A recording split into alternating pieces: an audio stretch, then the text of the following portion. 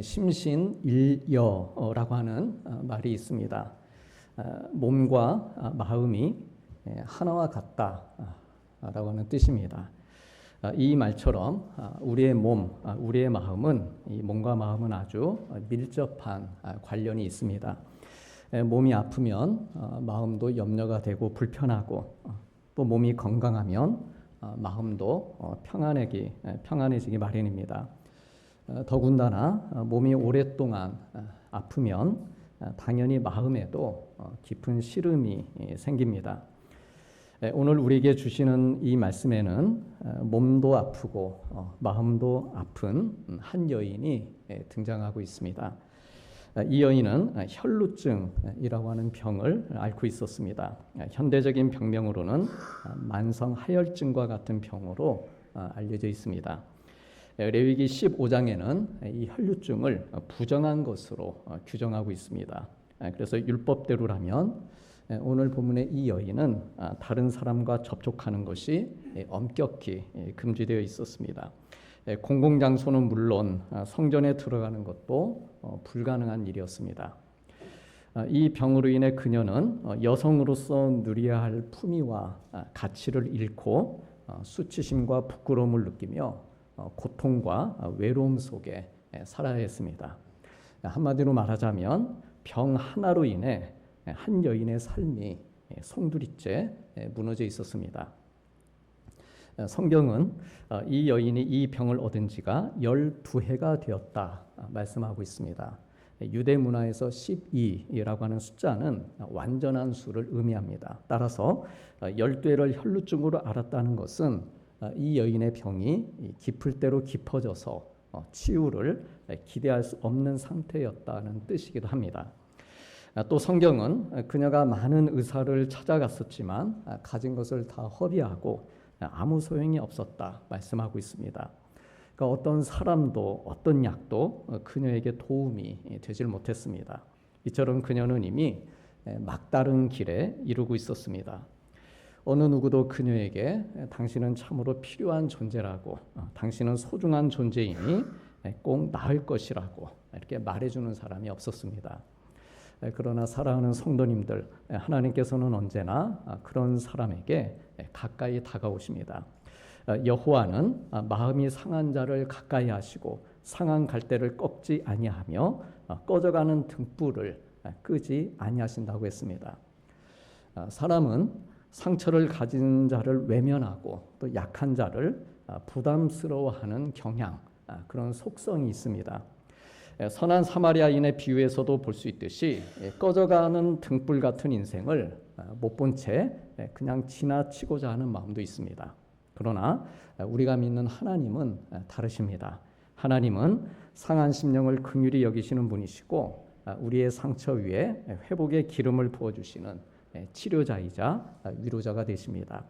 환난 날에 우리의 은신처가 되시고 또한 우리의 능력과 찬송, 노래와 구원이 되시는 분입니다.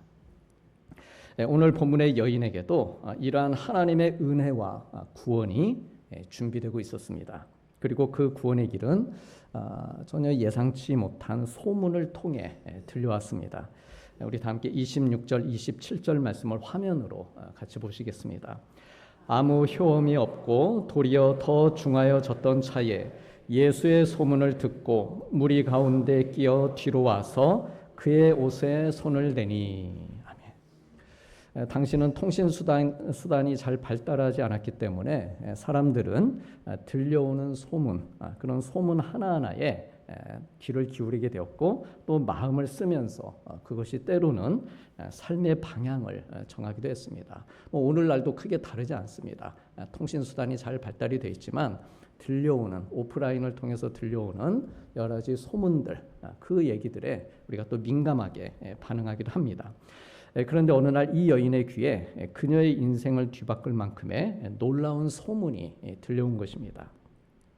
로마서 10장 17절에 믿음은 들음에서 나며 들음은 그리스도의 말씀으로 말미암는다라고 했는데, 이 여인은 말씀드린 것처럼 공식적인 예배의 자리, 회당에 들어갈 수 있는 그런 예배에 참여할 수 없었기 때문에 하나님의 말씀을 들을 길이 거의 막혀 있었습니다. 성전에도 갈 수 없고 회당에 들어갈 수도 없었습니다.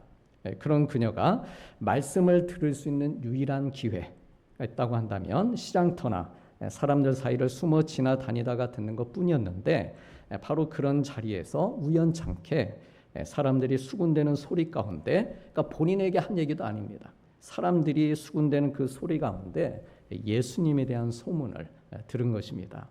예수라는 분이 있는데 눈먼 자의 눈을 뜨게 하고 나병 환자도 깨끗하게 하고 귀신 들린 사람도 온전하게 하신다는 소문을 들은 것입니다. 이 소문은 이 여인만 들은 게 아니었습니다. 마태복음 4장의 기록처럼 예수님께서 온 갈릴리에 두루 다니사 천국 복음을 전파하시며 백성 중에 모든 병과 모든 약한 것들을 고치시니 그의 소문이 온 수리아에 퍼졌다라고 했습니다. 그래서 소문을 들은 사람마다 다 예수님께로 나왔습니다. 모든 앓는 사람들, 곧 각종 병에 걸려서 고통당하는 자들과 귀신에 들린 자들, 간질하는 자들과 중풍병자들을 데려왔고 예수님께서 그들을 고치셨다라고 했습니다. 그래서 이러한 소문을 들으면서 오늘 본문의 이 혈루증을 앓는 여인이 희망이 생기기 시작한 것입니다. 정말 이 소문의 내용이 진짜였으면 좋겠다. 그러면 나에게도 정말 희망이 있겠다. 그런 마음을 가졌을 것입니다. 좌절하고 체념하고 절망 가운데 살아온 시간이 12년이었습니다. 하지만 자기도 나을 수 있을지 모른다고 하는 이 희망이 생기면서 그녀는 한 가지 놀라운 생각을 하게 됩니다. 그것은 내가 주님의 옷에만 손을 대어도 구원을 받을 것이다, 나음을 입을 것이다 라고 하는 정말 놀라운 생각이었습니다. 우리 다 함께 28절 말씀을 같이 보시겠습니다. 이는 내가 그의 옷에만 손을 대어도 구원을 받으리라 생각함일러라. 우리 다시 한번 읽겠습니다. 이는 내가 그의 옷에만 손을 대어도 구원을 받으리라 생각함일러라. 이 말씀이 단지 우리의 고백뿐만이 아니라 우리의 삶 가운데도 이루어지기를 주님의 이름으로 축복합니다. 이 사람의 희망이 생긴다라고 하는 것이 이렇게 중요한 것입니다.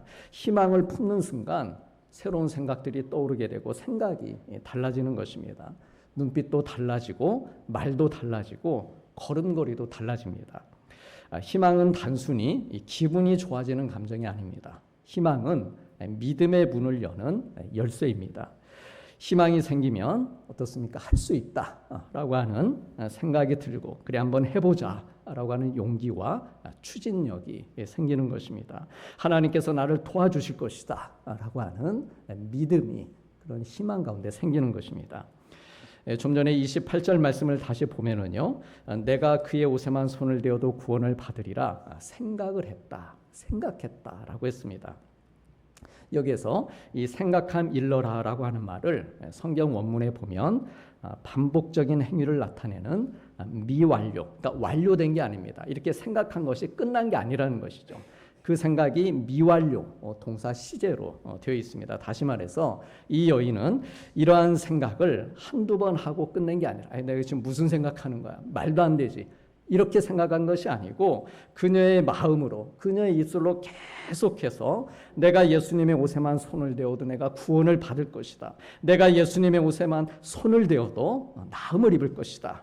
이렇게 계속해서 되풀이하고 또한 중얼거리면서 그러한 모습으로 예수님이 계신 곳까지 갔다라고 하는 말씀입니다. 이것은요, 이 여인이 끊임없이 기도했다는 뜻입니다.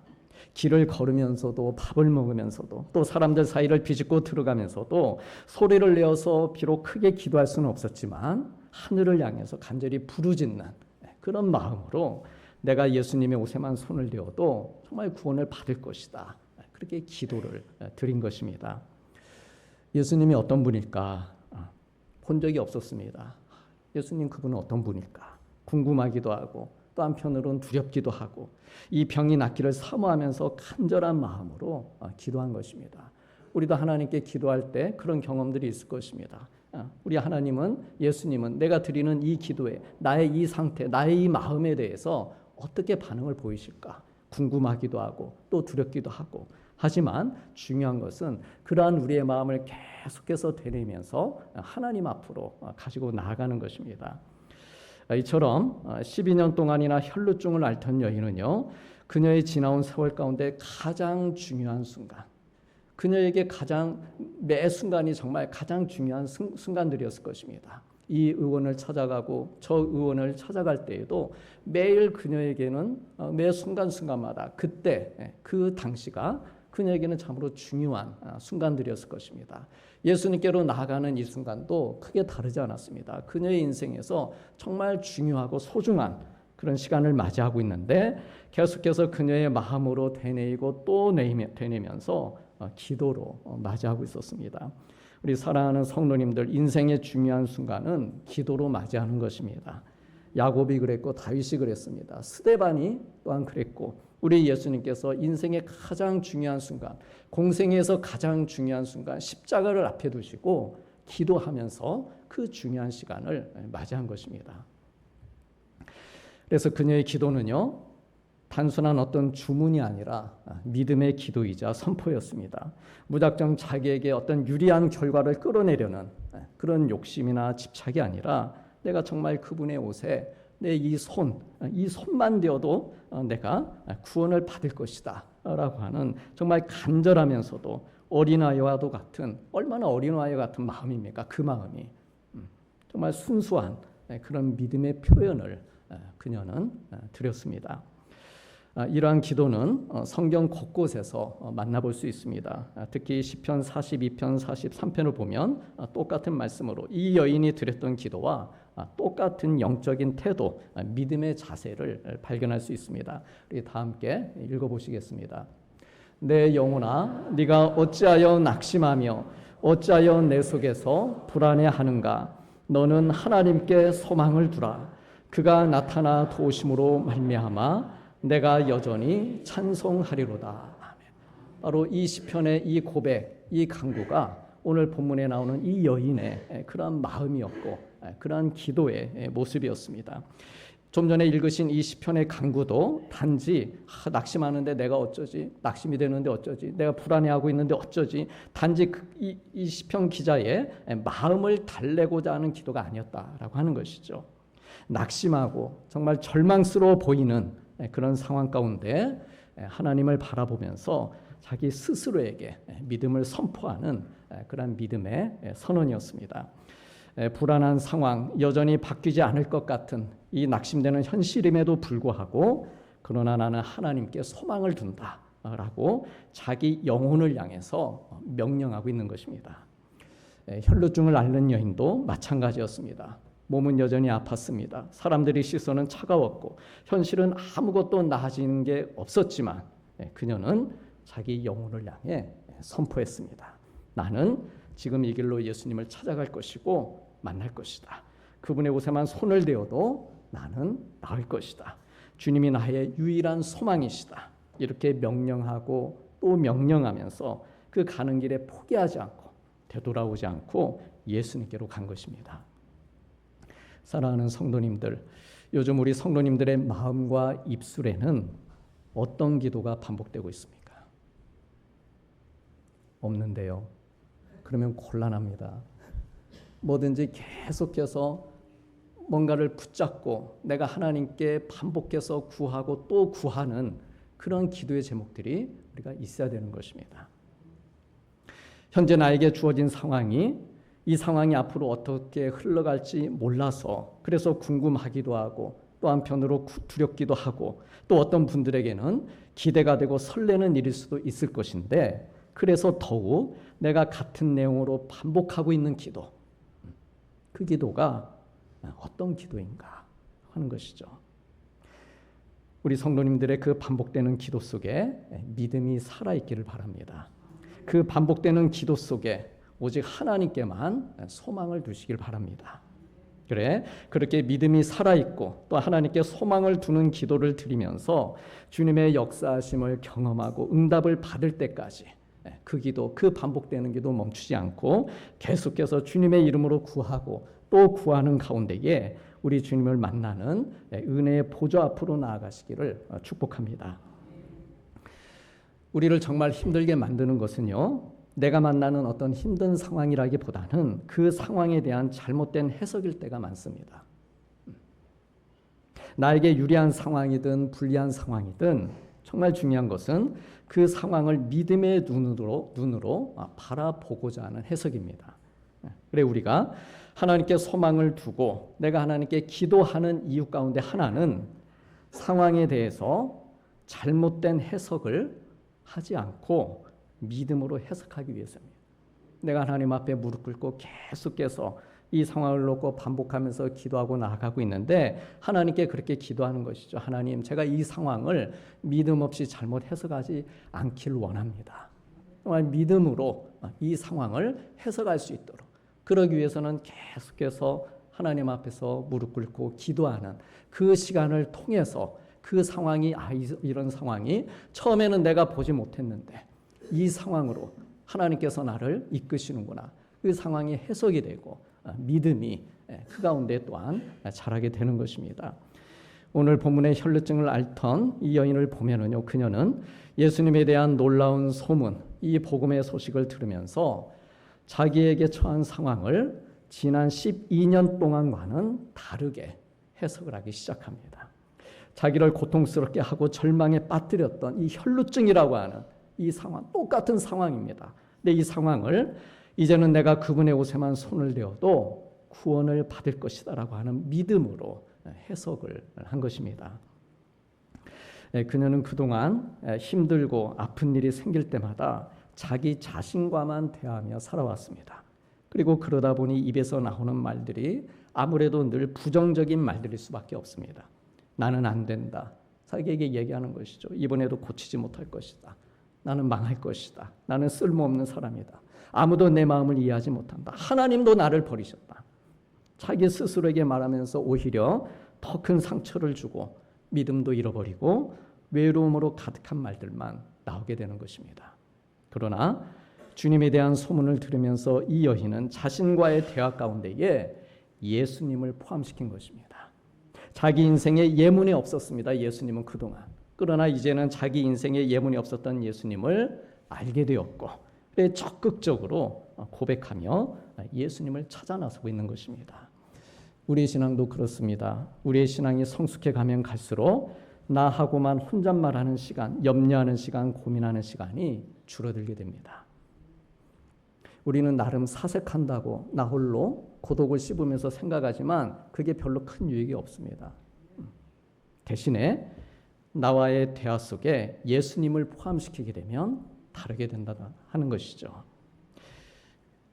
그게 바로 기도이고, 그러니까 예수님을 어떻게 포함시키는가, 내 대화 가운데에 그게 바로 기도이고 말씀을 묵상하는 것이고 하나님께 예배를 드리는 삶입니다. 기도를 드리고 예배 드리고 말씀을 읽고 묵상하는 가운데 예수님을 내 삶의 자리로, 내 생각의 자리로 모셔드리면서 포함시키는 그런 훈련을 하는 것입니다. 그러니까 오늘 또 우리가 교회에 나와서 하나님께 예배 드리는 것, 이것은 나 홀로 왔다 할지라도 그러나 지금 이 시간에 또한 이 자리에 내 삶 가운데, 내 생각 가운데 예수님을 포함시키는 것이죠. 우리가 바쁜 한 주간의 생활을 살다 보면은 예수님을 내 삶 가운데 포함시키면서 그렇게 생각하고 살아가기가 쉽지 않다는 것을 우리는 경험하게 됩니다. 그러나 이 시간 다시 우리가 하나님의 이름을 부르고 예배를 드리는 가운데에 하나님, 그러질 못했었습니다. 내 삶의 자리에 하나님 포함시키질 못했는데 이 시간 예배하는 가운데, 기도하는 가운데에 예수님을, 하나님을 내 자리로 다시금 포함시키길 원합니다. 그래서 우리가 예배 끝나고 예배당 밖으로 나갈 때에는 몸도 마음도 든든해져서, 왜? 예수님을 포함시켰기 때문에 그런 모습으로 우리가 나아갈 수 있게 되는 것입니다. 그래서 또 새로운 한 주간도 나 홀로 살지 않고 우리가 주님 안에 거하면서 살게 되는 것입니다. 그래서 이렇게 예수님과 나를 연결시켜 살게 되면 조금 힘든 상황이나 사람, 어떤 일들을 만난다 할지라도 긍정적이고 희망적인 말이 나오게 됩니다. 그래도 하나님께서 나와 함께 하신다. 이 일에도 분명 하나님의 뜻이 계실 거다. 지금은 좀 힘들지만 주님이 나를 이끌어 가고 계시고 우리의 가정에도, 우리 자녀들과 또한 우리 교회에도 하나님이 지금 문을 만일 닫으셨다면 더 좋은 문을 열어주시겠지. 그런 믿음의 긍정적인 고백을 하게 되는 것입니다.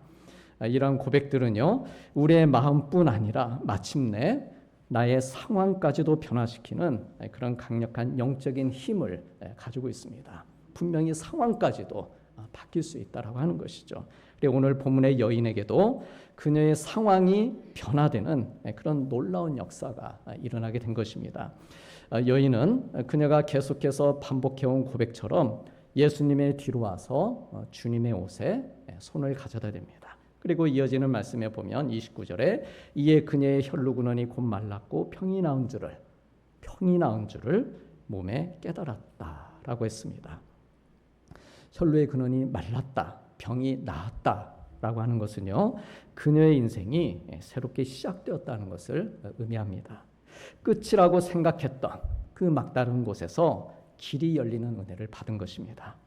그동안 그녀가 붙잡았던 세상의 옷은 어떻습니까? 다 찢어지고 낡게 삭아버렸습니다. 그렇지만 그녀가 새롭게 붙잡은 주님의 옷자락은 그녀에게 새로운 인생을 선물해 주었습니다. 마찬가지로 우리가 붙잡고 사는 세상의 옷은 아무리 그것이 화려해 보이고 그게 명예든 권력이든 물질이든 화려해 보이고 먹음직하고 보암직도 한다 할지라도 우리를 건져낼 수 없는 찢어지는 것들에 불과한 것입니다. 그러나 우리 주님의 옷은 시간이 지나도 낡지 않고 어떠한 고난과 시련 속에서도 찢어지지 않고 우리를 끝까지 정말 존귀한 모습으로 만들어주는 은혜의 옷인 것입니다. 그래서 이러한 은혜의 옷, 그런 은혜의 옷을 붙잡고 싶다. 그 은혜의 옷은 우리의 믿음으로 만들어가는 옷입니다. 세상은 지성이면 감천이다라고 말하지만 우리 예수님 믿는 사람들은 오늘 본문의 여인처럼 믿음이 감천인 것입니다. 그러므로 먼저 바라기는 우리 성도님들도 나의 믿음이 우리 주님 보시기에 정말 인상적인 믿음이 되고 감동이 되어서 우리 성도님들을 괴롭히는 혈루의 근원들이 마르고 영적인 연약함은 물론 육신의 병도 낫는 그러한 은혜의 사람들이 되시기를 축복합니다. 한편 본문의 여인은요, 병이 나은 줄을 알고 조용히 돌아갈 생각이었던 것으로 이렇게 보입니다. 그러나 예수님은 어떻습니까? 그녀를 그대로 보내지 않으십니다. 왜 보내지 않으셨을까요?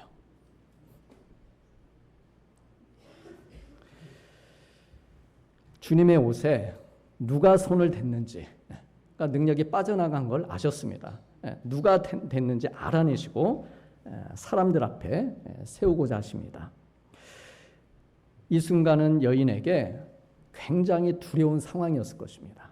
왜냐하면 말씀드렸듯이 혈루병 환자가 공공장소에서 사람, 특히나 랍비, 선생님인 예수님을, 그러니까 랍비를 만지는 것은 불법이었기 때문입니다. 심한 경우에는 돌에 맞아 죽을 수도 있는 상황이었습니다. 때문에 누가 나를 만졌느냐 하시는 예수님의 음성이 이 여인에게는 굉장히 공포스럽고 무서운 말로 그렇게 들렸을 것입니다. 그래서 33절에 보면은요, 이 여인이 예수님께 나올 때 어떻게 나옵니까? 어떤 모습으로 나옵니까?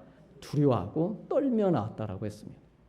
병이 나았습니다. 그러면 기뻐해서, 제가 이렇게 여차저차해서 손을 드는데 제가 병이 나았습니다. 기뻐해서 나와야 그게 맞는 모습일 텐데, 그러나 그녀는 왜 두려워하고 떨며 나왔는가? 그것은 그녀가 랍비를 또한 사람들을 접촉할 수 없는 여인이었기 때문이다라고 하는 것이죠. 우리 성도님들, 우리 예수님께서 예수님의 옷에 손을 댄 사람이 누구인지, 이 여인인지를 아셨을까요? 모르셨을까요?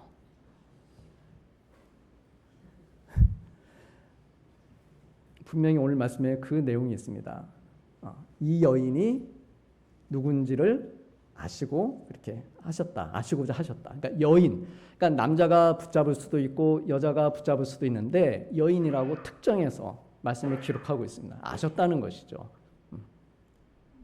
지금 이 시간에 우리가 다 같이 큰 목소리로 기도하면 하나님께서 이 기도는 누구의 기도이고 이 기도는 누구의 목소리라는 것을 아실까요? 모르실까요? 그러니까 기도할 때 어떻게 해야 될까요? 마음으로 하는 것도 좋지만 내 목소리를 아시는 하나님께 내 목소리로 기도하는 것도 중요한 것이죠. 어쨌든 우리 예수님께서 주님의 옷에 누가 손을 댔는지를 알고 계셨습니다. 때문에 굳이 이 여인에게 두려운 마음이 들게 하시면서까지 사람들 앞에 세우실 필요는 없으셨습니다. 그러니까 주님의 입장에서는 그것이 필요하지 않으셨습니다. 굳이. 하지만 이 여인에게는 그럴 필요가 있었습니다. 왜냐하면 그녀가 지금까지 예수님께로 나오기까지 보인 그녀의 그 모습, 그런 어떤 믿음의 고백이 참으로 가상하고 기특하고 또 귀하기는 했지만 그러나 그것들이 믿음의 전부는 아니다. 솔직히 얼마나 귀한 고백을 가지고 나왔습니까? 그런데 그러한 모습이 믿음의 전부는 아니다 라고 하는 것을 알려주시기를 원하셨기 때문입니다. 그래서 예수님을 믿는 믿음 생활에서 그녀가 아직 모르고 있는 정말로 중요한 사실을 예수님께서 알려주시는 것입니다. 그것이 무엇이었을까요? 우리 성도님들, 우리가 믿음 생활하면서 우리 믿음 생활에서 정말 중요한 게 무엇일까요? 믿음 생활하고 계시지 않습니까? 내 믿음 생활하는 가운데 내가 정말 중요하게 생각해야 될 것 무엇일까요? 다 함께 이 33절, 34절 말씀 보시겠습니다. 여자가 자기에게 이루어진 일을 알고 두려워하여 떨며 와서 그 앞에 엎드려 모든 사실을 여쭈니 예수께서 이르시되 딸아 내 믿음이 너를 구원하였으니 평안히 가라 내 병에서 놓여 건강할지어다. 아멘. 떨고 있습니다. 무서워하고 있습니다. 그 여인에게 주님께서 뭐라고 부르고 계십니까? 딸아라고 부르고 계십니다. 혹시 예수님이 언제 결혼이라도 하신 걸까요? 이 딸이라고 하는 호칭은 뒤가테르라고 하는 단어인데요. 특별히 성경에서 아버지가 사랑하는 딸을 부를 때, 그러니까 친딸입니다. 자기 사랑하는 친딸을 부를 때 가장 친밀하게 사용하는 표현입니다. 그러니까 정감이 넘치는 가장 친밀한 말과 어투로 사랑하는 마음을 가득 담아서 그녀를 딸아라고 예수님께서 불러주신 것입니다. 어렸을 적 이 여인은 자기 아버지, 자기 어머니에게 뒤가테르 같은 존재로 많은 사랑을 받으며 자랐을 것입니다. 하지만 세월이 흐르고 게다가 혈루증에 시달리면서 뒤가테르, 크게 사랑받았던 딸의 모습을 잃어갔을 것입니다. 예수님을 만나러 올 때에도 나름 믿음의 고백을 하면서는 왔지만 우리들도 그렇지 않습니까? 믿음의 고백을 다 가지고 나오지 않습니까? 그렇게 믿음의 고백은 하면서 나왔지만 그러나 딸의 모습이 아닌 자기의 병이 나았음에도 불구하고 기뻐하지 못하고 오히려 두려워하고 떨고 있는 모습으로 있었던 것입니다. 그래서 예수님께서 그녀를 사람들 앞에 세우셔서 얘는 내가 지극히 사랑하는 딸이다. 내가 지극히 사랑하는 딸이니까 앞으로 어떻게 하라는 겁니까? 잘하라는 겁니다. 주변에 있는 사람들에게 얘 내가 사랑하는 딸이야. 그러니까 12년 동안 혈루병 앓았다고 괄시하지 말고 확실히 나은 건 맞으니까 잘하라는 것입니다. 사랑하는 성도님들, 우리가 믿음 생활하면서 결국 내가 얻고자 하는 것이 무엇일까? 예수님을 찾아 나서고 오늘 또 하나님께 예배드리고 매 순간마다 기도해서 내가 얻고자 하는 것이 무엇인가? 무엇이어야 할까? 혈루병이 낫고 물질의 풍요를 얻고 강해지고 높아지는 것, 그것이 내가 결국 이렇게 믿음 생활하면서 얻고자 하는 것인가?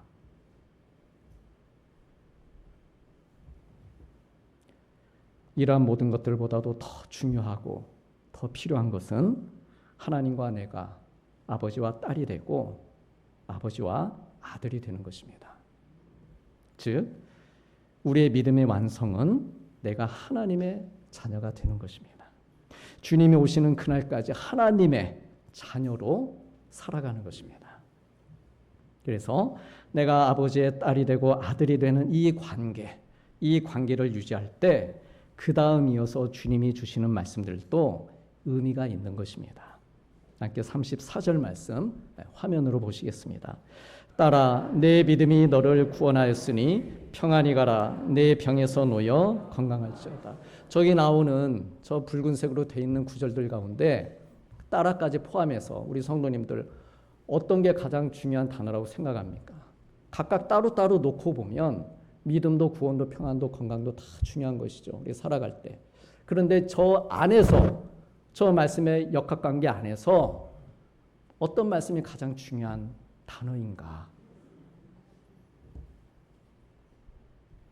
주님께로부터 딸로, 아들로 불릴 때, 그럴 때 우리의 믿음도 내가 믿음이라고 생각하는 것이 그것도 의미가 있는 것이고, 구원도 유효한 것이고, 평안함과 병에서 놓여 건강한 것도 진정한 기쁨이 되는 것입니다.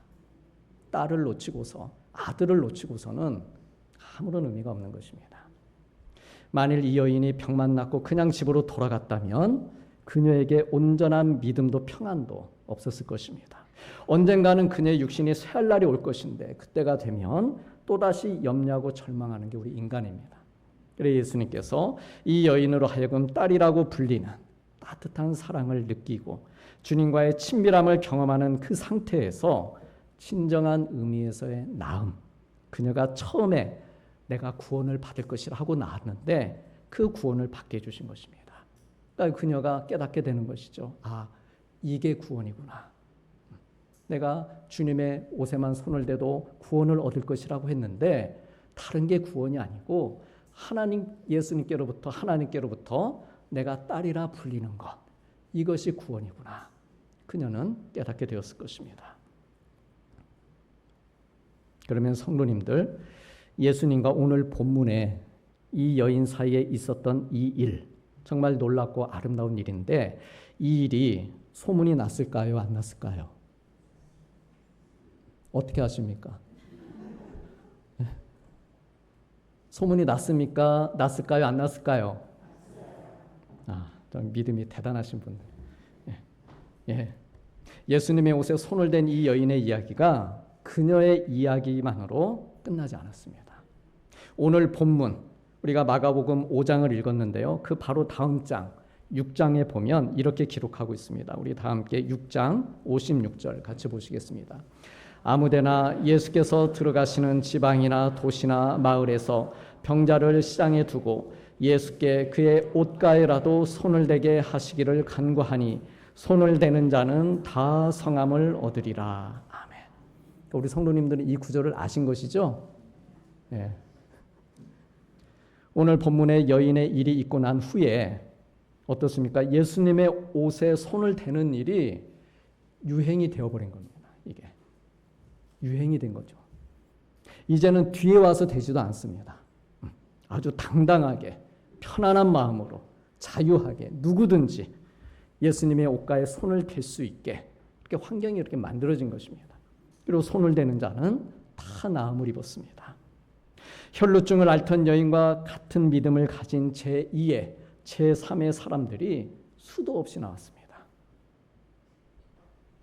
처음에 예수님에 대한 소문을 듣고 갔던 여인, 이 여인이 이제는 어떻습니까? 본인이 주님과 함께 소문의 주인공이 된 것입니다.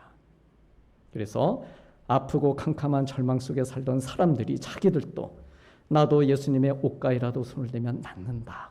이 믿음을 가지고 예수님께로 와서 회복이 되고 구원받는 은혜를 받은 것입니다. 그녀처럼 그들도 주님의 딸이 되고 아들이 되는 은혜를 경험한 것입니다. 우리 사랑하는 성도님들, 오늘 우리에게도 살아계신 하나님의 이 말씀을 통해서 예수님의 옷가에라도 손을 대면 낫는다라고 하는 소문이 들려오고 있습니다.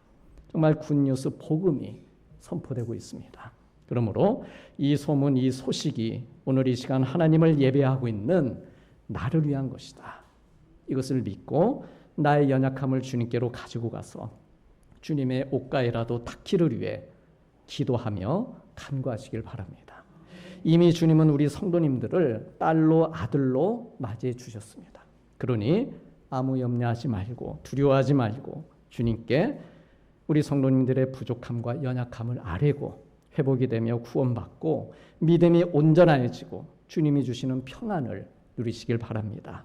우리 성도님들이 또 한 사람의 주님의 증인들이 되어서 우리 성도님들을 통해 주님에 대한 소문이 계속해서 퍼져나가고 또 다른 하나님의 딸, 하나님의 아들들을 만들어가는 귀한 은혜의 역사가 우리 안에 충만히 임하시기를 축복합니다.